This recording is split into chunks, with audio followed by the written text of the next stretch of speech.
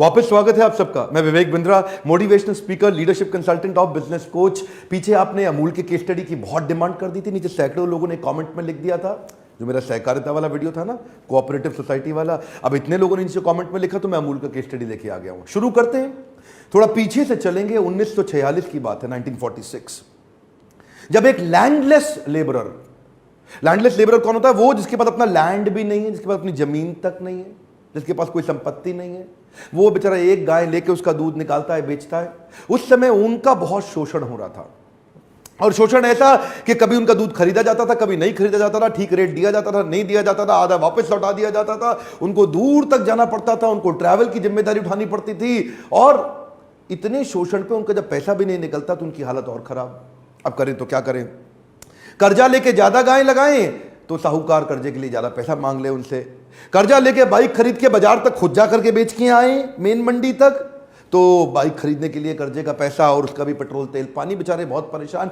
Middleman शोषण ना करे, मुनाफा बीच में ना खा जाए, इसको रोकने के लिए सरदार वल्लभ भाई पटेल से मिलने गए त्रिभुवन दास पटेल। और सरदार वल्लभ भाई पटेल से मिलने के बाद मोरारजी देसाई और इन लोगों ने उनको इंस्पायर किया कि अब आपको सहकारिता की तैयारी करनी पड़ेगी।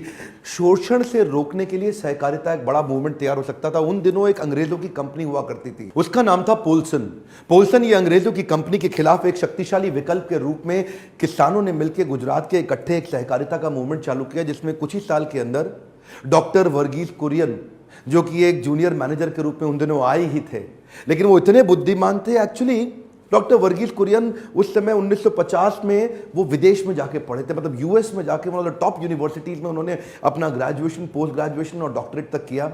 इतना पढ़ने के बाद उनके पास बहुत सारी सुविधाएं थी, बड़ी नौकरी करने की, जहां उनको बहुत पैसा मिल सकता था। लेकिन उनको इंस्पायर किया गया कि आप इस मूवमेंट को आगे चला सकते हो, आप में ही वो इंटेलिजेंस है, और वो लग गए साथ में।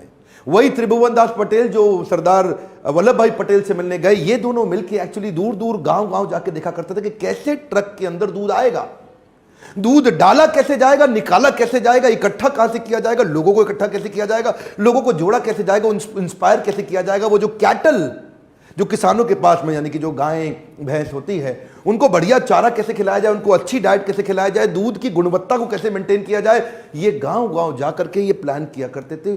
शुरुआत के 20 सालों, 10 से 20 सालों के अंदर उन्होंने इतना सॉलिड फाउंडेशन बना दिया, ऐसा रिपीटेबल प्रोसेस बना दिया, जिसके कारण आज के समय में वो जो किसान शुरू में जिसके पास एक गाय होती थी, उसके पास 20-50 गाय होने लग गई। वो किसान जो उसके घर में अब टेलीविजन आ गया, मोबाइल आ गया, उसके घर में गाड़ी आ गई, उसका अपना मकान हो गया, ये किसने दिया? अमूल ने दिया।